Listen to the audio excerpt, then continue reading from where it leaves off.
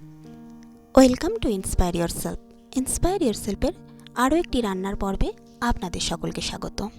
আজ নিয়ে এসেছি ভীষণ সহজ এবং চটপটা স্বাদের একটা কুচো নিমকি রেসিপি, যেটা খেতে ভীষণ সুস্বাদু হয়ে থাকে। ছোট থেকে বড় প্রত্যেকেই আশা রাখি ভীষণ পছন্দ করবে, আর যেটা তৈরি করা একেবারে সহজ। তাহলে দেরি না করে দেখে নেওয়া যাক আমার সহজ পদ্ধতির কুচো নিমকির এই রেসিপিটি। রেসিপিটি তৈরির জন্য আমি একটা বড় পাত্র নিয়েছি, তাতে দিয়ে দিলাম 1.5 কাপ পরিমাণে ময়দা। মেজারিং কাপের 1.5 কাপ ময়দা আমি এক্ষেত্রে ব্যবহার করেছি। ময়দার সাথে দিয়ে দিলাম স্বাদ অনুযায়ী নুন।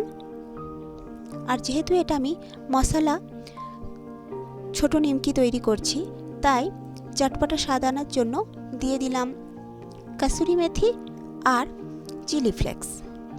কাসুরি মেথিটাকে হাতের সাহায্যে একদম গুঁড়ো করে ব্যবহার করেছি, আর কাসুরি মেথি আর চিলি ফ্লেক্সের পরিমাণ এক্ষেত্রে আছে 1/4 টিস্পুন।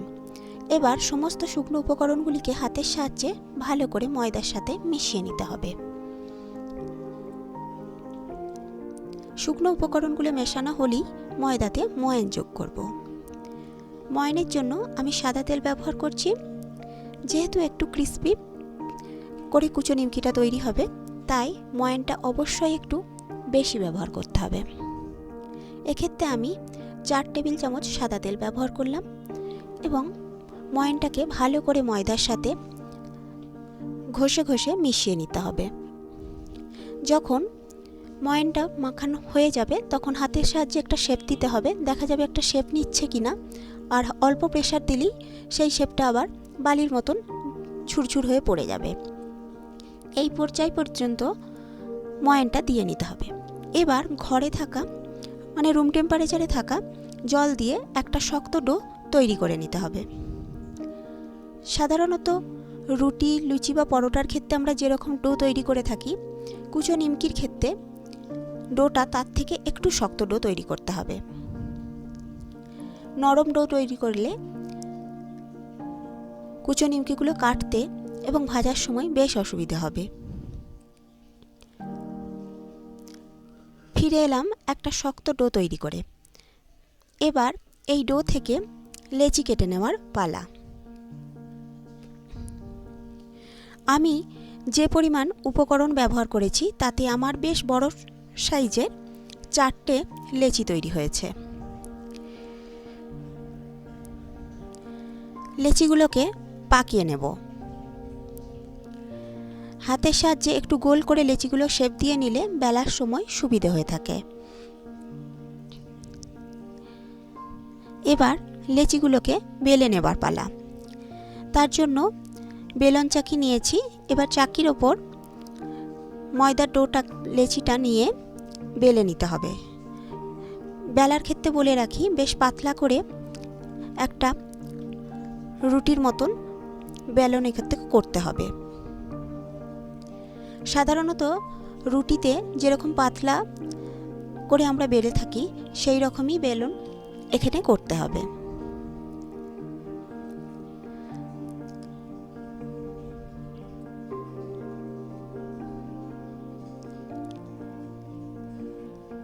আমি বেশ বড় করে একটা রুটির মতন বেলে নিয়েছি। এবার যেহেতু কুচো নিমকি তৈরি করব, তাই সেই তার থেকে ছুরির সাহায্যে কেটে নেবার পালা। এবার ছোট ছোট শেপের কেটে নিতে হবে। আমি নর্মাল ছোট বরফি শেপের এক্ষেত্রে নিমকিগুলো তৈরি করেছি, চাইলে যে কোনো শেপের তৈরি করে নেওয়া যায়। একইভাবে সমস্ত রুটিটা আমি ছোট ছোট শেপ দিয়ে কেটে নেব।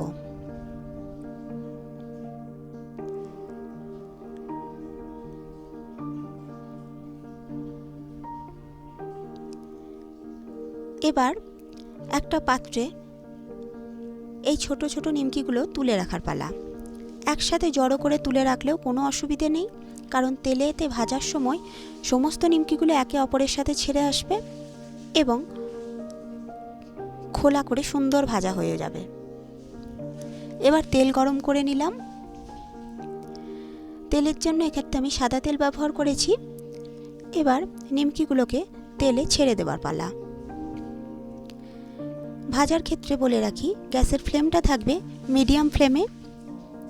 একদম হাই ফ্লেমে ভাজলে নিমকিগুলো বাইরে থেকে খুব সুন্দর কালার চলে এলেও ভেতরগুলো কাঁচা থেকে যাবে, পরে আবার সেটাই নিমকিগুলোকে মিইয়ে দেবে, মানে ক্রিস্পিনেসটা নিমকির চলে যাবে।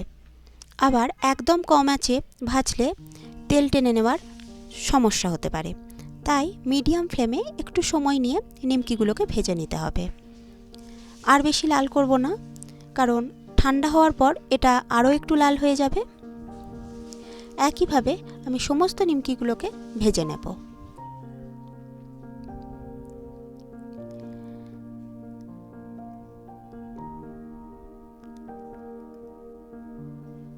সমস্ত নিমকিগুলো ভেজে ফিরে এলাম। যেহেতু আমি নিমকিটা একটু চটপটা স্বাদের তৈরি করব, তাই তার জন্য একটা মশলা তৈরি করে নিতে হবে। তাই একটা ছোট পাত্রতে দিয়ে দিলাম chaat masala, Kashmiri red chilli powder, আর দিলাম ভাজা মশলা, গোটা জিরে আর ধনে এবং শুকনো লঙ্কা শুকনো খোলায় ভেজে আমি এই ভাজা মশলাটা তৈরি করেছি। এবার সমস্ত মশলাগুলোকে ভালো করে মিশিয়ে নিয়ে এই নিমকির ওপর ছড়িয়ে দেব। যেহেতু নিমকিটা একটু গরম আছে আর মশলাটা তাই তাড়াতাড়ি নিমকির গায়ে ধরে যাবে।